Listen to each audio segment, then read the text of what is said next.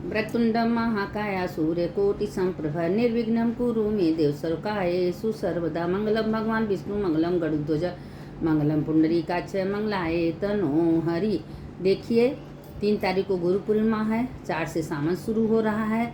सावन महीने में आप लोग भगवान भोलेनाथ को जल चढ़ाइए और उनको जितना हो सके बेलपत्ती चढ़ाइए, उनका परिक्रमा करिए। बेले के पेड़ में एक घी का दिया अगर सावन भर आप लोग जला दी तो आपके जीवन में कभी कोई दुख नहीं रहेगा।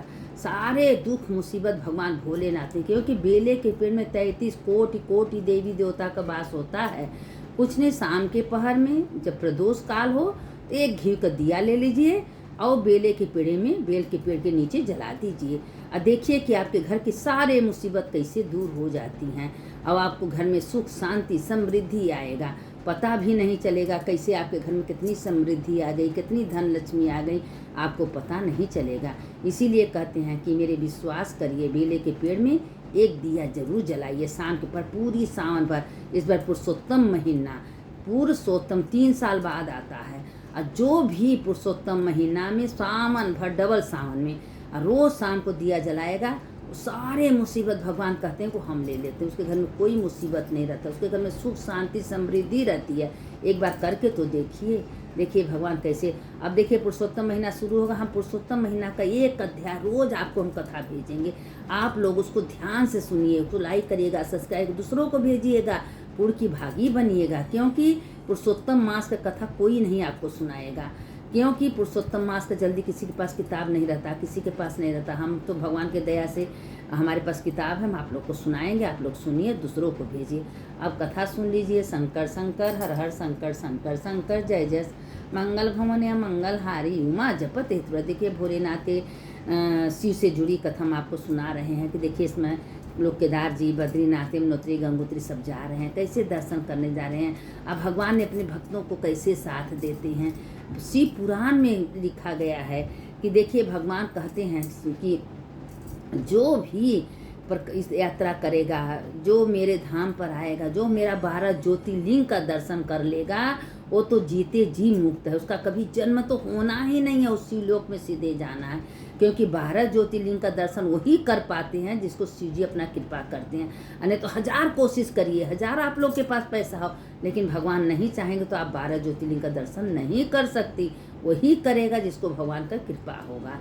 तो देखिए कि एक परिवार था, वो बेटा, बहू, पत्नी, सास, ससुर सब जा रहे थे 70 साल की उम्र में केदार जी दर्शन करने। पहले तो यमुनोत्री गए, फिर गंगोत्री गए, फिर केदार जी तीसरा पड़ाव, फिर चौथा बद्रीनाथ। तो केदार जी दर्शन करने जा रहे थे। जाते जाते जाते जाते बहुत दिनों बीत गया, 6 महीना तो उनका रास्ते में निकल गया। एक दिन क्या हुआ कि जब केदार जी दर्शन करने गए, जब केदार जी धाम पहुँचे तो उसी दिन देखिए, संजोग देखिए, उसी दिन मंदिर बंद होने जा रहा था, पट बंद होने जा रहा था। अब वो सोचा, हे भगवान, हम बहुत दूर से आए, पंडित से कहा पंडित जी थोड़ा सा हमको दर्शन दे दी। कहीं यह लागू नहीं है, क्योंकि 6 महीना मंदिर खुलता है, 6 महीना बंद होता है। अब 6 महीना ये मंदिर बंद रहेगा। अब केदार जी का मंदिर बंद करके पुजारी सब चले गए और वो माथा पटक के वही देवड़ी पर भगवान से इतना रोया, इतना रोया, हे भगवान, हे केदार जी, हम इतने दूर से आए हैं प्रभु, हम अब नहीं आ सकते, आप हमको दर्शन नहीं दिए। 70 साल की उम्र में वो केदार जी चढ़ के गया था। अब सोचिए, अब भगवान के सामने झरझर झरझर रो रहा है और ऐसे माथा पटका करते करते कब रात बीती, कब दिन बीता, कब 6 महीना हो गए। सारे पुजारी डोली कार लेके भगवान को लेके आए, मंदिर खोल रहे हैं। तो कहें क्या भैया, तुम 6 महीना से इस जगह पड़े हो? कहें नहीं, हम 6 महीना से तो अभी तो कल आए हैं, अभी भगवान से तो विनती प्रार्थना कर रहे हैं। कहें नहीं, 6 महीना हो गया, 6 महीना के बाद ये मंदिर खुला है।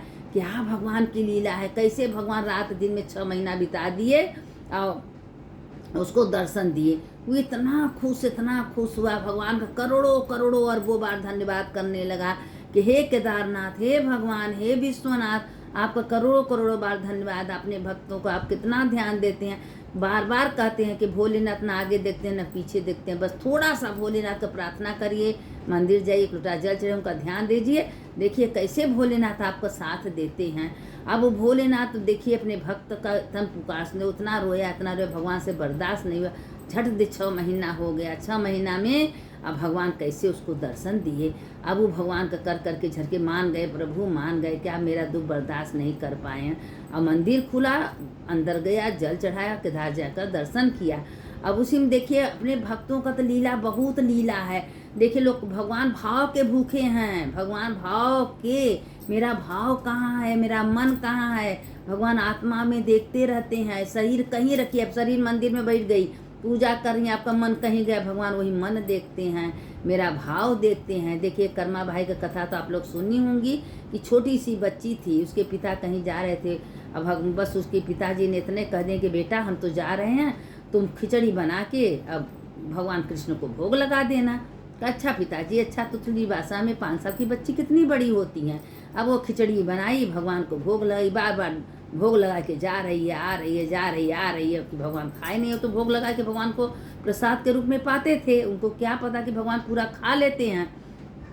उसने कई बार ऐसे किया, लेकिन अंत में वो खिचड़ी पड़ा रहा तो उसने गई फिर पर्दा, वो भगवान के सामने नहीं खाते, वहाँ से लेके घिस के पूरा पर्दा डाल दी। जब पर्दा डाल दी थोड़ी देर में फिर गई, सवेरे से संध्या हो गई, भगवान हमको बहुत तेज भूख लगा, आप खा लो, हम भी खाएंगे, हमको भी भूख लगा। छोटी सी बस भगवान को दया आ गई, भगवान एक छोटा सा बालक बन के निकले, पूरी खिचड़ी खा लिए, खा के और फिर अपने मूर्ति में चले गए।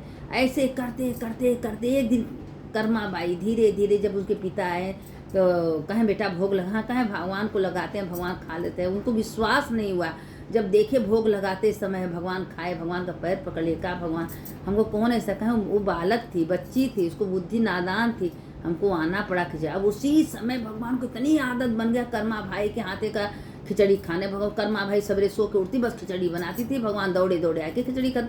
अब वो माँ बेटे का संबंध हो गया, माँ अपने बच्चे का नहाई हो ना नहाई हो, स्नान की हो ना की हो, अपने बच्चों को कैसे दूध पिलाती है, कैसे भोजन कराती है, क्या नहा के भोजन कराएगी, बच्चा भूखा है हम नहाने चले जाएं, ऐसा नहीं। अब वो तुरंत खिचड़ी उठती थी, तुरंत खिचड़ी बनाती थी, भगवान दौड़े दौड़े आते थे, खिचड़ी खाते थे।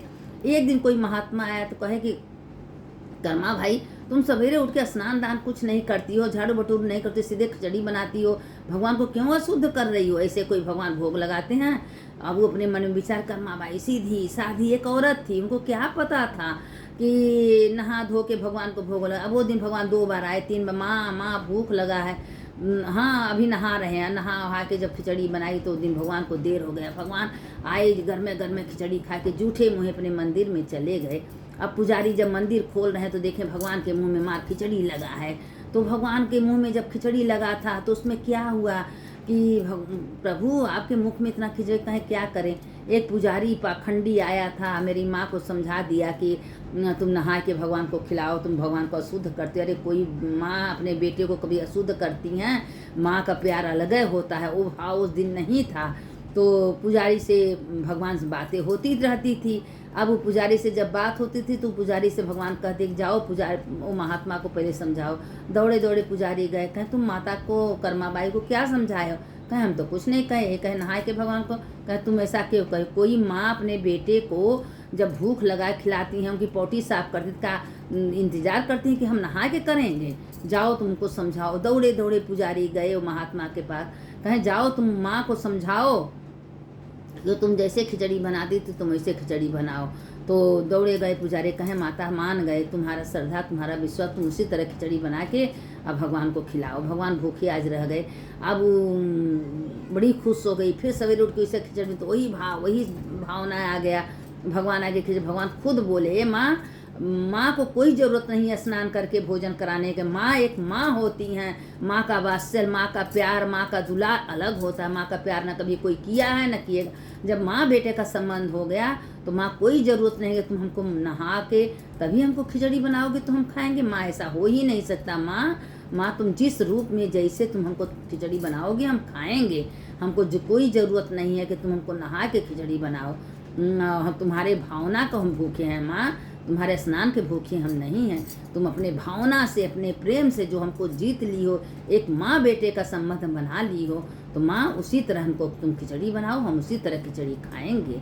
अब वो इतनी खुश, इतनी कर्मा बाई खुश हो गई कि रोज रोज रोज रोज खिचड़ी बनाती थी। भोले भगवान कृष्ण आके रोज खिचड़ी खाते थे।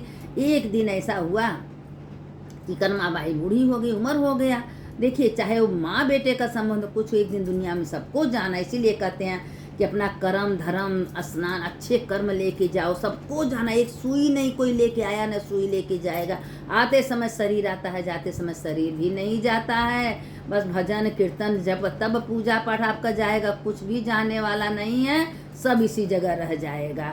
इतना लोग दुनिया में जा रहे हैं, क्या कोई कुछ लेके जा रहे हैं? हमारे कर्मानुसार भगवान रहने का जगह दे रहे हैं, खाने को दे रहे हैं, पहनने को दे रहे हैं, भर भर के दे रहे हैं। तो क्यों हम चिंता करके बैठे हैं भाई? कल के बारे में क्यों सोचे? हम अपना जीवन का भार भगवान को दे दीजिए, सारे जीवन का भार भगवान उठा लेंगे। अब क्या हुआ कि एक दिन कर्माबाई का शरीर शांत हो गया। अब मंदिर में भगवान झरझर झरझर आंसू गिर रहा है। पुजारी आए, मंदिर खोले, क्या हुआ प्रभु, आप क्यों रो रहे हैं, क्यों रो रहे हैं? तो कहें कि आज मेरी माँ हमको छोड़ के हमारे लोक में चली गई। ये पृथ्वी लोक में बैठी थी, पृथ्वी लोक से मेरे लोक में, तुम्हारे लोक में चली गई। हाँ, हमारे लोक में चली गई। जो माँ जिंदगी भर हमको खिचड़ी बना के खिलाता, आप हमको कौन खिचड़ी का भोग लगाएगा? कहें प्रभु आप चिंता मत करिए, आपकी माँ चली गई है तो हम वचन देते हैं कि आज से जगन्नाथपुरी में रोज पहले भोग खिचड़ी का लगेगा, उसके बाद कोई भोग लगेगा। आज तक प्रथा चल आया है कि पहले खिचड़ी का ही भोग लगता है भगवान को।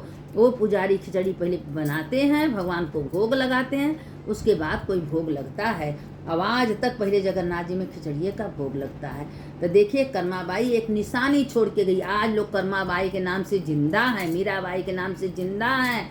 बड़े बड़े साधु महात्मा संत जो भगवान के भजन कर कर के मरे हैं, उनका नाम अजर अमर हो गया है, क्योंकि आत्मा उनका अजर अमर हो गई। शरीर जाता है, आत्मा कभी न मरती है, न जलती है, न कटती है, न पिटती है, कुछ नहीं। तो अपने कर्मानुसार वो आत्मा को दंड मिलता है। अगर बुरा कर्म करके जाओगे तो आत्मा को उसी तरह बुरा दंड मिलेगा। नरक के रास्ते से जाओगे, इतना दुर्दशा वो आत्मा को होता है। वो चिल्लाता है, रोता है, गाता है, लेकिन कोई उसको सुनने वाला नहीं मिलता है। अब अच्छे कर्म करके जाओगे तो वहाँ लोग देवी देवता सब आपका आदर करेंगे, सिंहासन पर ले जाएंगे, बैठाएंगे, आपका सम्मान करेंगे। अगर यहाँ सम्मान हो रहा है तो भगवान के घर में आपको सम्मान होना ही होना है। अगर यहाँ अपमान हो रहा है तो भगवान के घर में भी अपमान होगा। इतना ही बस सोचिए कि मेरे दिल से कभी किसी की आंखों से आंसू ना गिरे, क्योंकि भगवान सबके दिल में वास करते हैं। वही आत्मा परमात्मा का रूप है। जितना हो सके सुख देने की कृपा करिए, लेकिन दुख देने का दुख नहीं हो। हे भगवान हमसे किसी से कोई दुख न पहुँचे, सबको सुखी हो, क्योंकि आपका कर्म ही आपके साथ जाएगा। आपका कुछ जाने वाला साथ में नहीं है। तो अच्छा कर्म करके ले जाइए ना, क्यों बुरा कर्म करके ले जा रही हैं? सावन का महीना आ रहा है, जब करिए तब करिए, इसमें क्या व्यर्थ जाएगा? एक एक व्यर्थ जाने वाला कुछ नहीं है। सावन भर डबल सावन है। पचकोसी लोग करते हैं, बेले के पेड़ में दीप जलाइए। और जो अच्छा अच्छा कर्म करेंगे पुरुषोत्तम मास में 3 साल बाद आता है। इसीलिए भगवान ऐसा महीना बना दिए कि महीना में न शादी, न ब्याह, न मूड़न, न टूड़न, बस धर्म करिए, दान जप तप पूजा पाठ खूब करिए, सत्संग करिए, कथा सुनिए। ये आपका लोक परलोक दोनों बनने वाला है। किसी का निंदा, किसी का बुराई, किसी का कष्ट कुछ मत दीजिए। बस भगवान के नाम से उठिए, भगवान के नाम से बैठिए।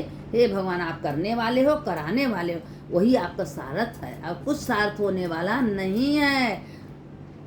अब इसके आगे कथा कल सुनाएंगे। आज बॉम्बे में मेरा अंतिम दिन है, आज मेरा ट्रेन है, आज हम वापस आ रहे हैं। अब जब भगवान की लीला होगी तब आएंगे। तो इसीलिए अंतिम कथा बॉम्बे से हम आज आपको डाल दे रहे हैं। आप लोग सुन लीजिए और सुनने के बाद दूसरों को भेजिए, लाइक कर दीजिए, सब्सक्राइब कर दीजिए, जो करना है करिए, दूसरों को भेजिए, पुण्य की भागी बनिए। कथा सुनने सुनाने का बहुत बड़ा महत्व होता है। बार बार कहते हैं, एक घड़ी चंचुला शिव पुराण सुनी थी, उनका उद्धार हो गया। तो आप लोग अगर सुनेंगे तो क्या आप लोग का उद्धार नहीं होगा? जरूर होगा। सत्संग का बहुत महिमा, आत्मा का तृप्ति मिलती है। भोजन से तो पेट भरता है, सत्संग से आत्मा की तृप्ति होती है। सुनने वाले की जय, सुनाने वाले की जय। शंकर शंकर हर हर शंकर, शंकर शंकर जय जय शंकर। मंगल भवने मंगल हारी, उमा जपते त्रिपुरारी। हर हर महादेव शंभो काशी विश्वनाथ। सावन महीना शुरू हो रहा है, खूब हर हर महादेव कहिए, क्योंकि महादेव खुश हो गए। अब ये 4 महीने महादेव का दिन है। महादेव आपके देखेंगे, सुनेंगे, सब करेंगे। अब विष्णु भगवान तो सिर्फ से ही आप गए, भोलेनाथ को सारा भार सौंप दिए। प्रभु अब हम जा रहे हैं, आप सारे भार लेके पार्वती के साथ सौंपिए। और लक्ष्मी माता क्या करती हैं, बेले के पेड़ में झाड़ू लगाती हैं। तो इसीलिए कह रहे हैं संध्या के प्रदोष काल में बेले के पेड़ में एक दिया रोज जला दीजिए, आपका कल्याण होगा, उससे कभी आपके घर में दुख नहीं आएगा। सुनने वाले की जय, सुनाने वाले की जय। जो कथा सुनता है उसका भी जय होता है, जो सुनाता है उसका भी जय होता है। हर हर महादेव, घर घर महादेव।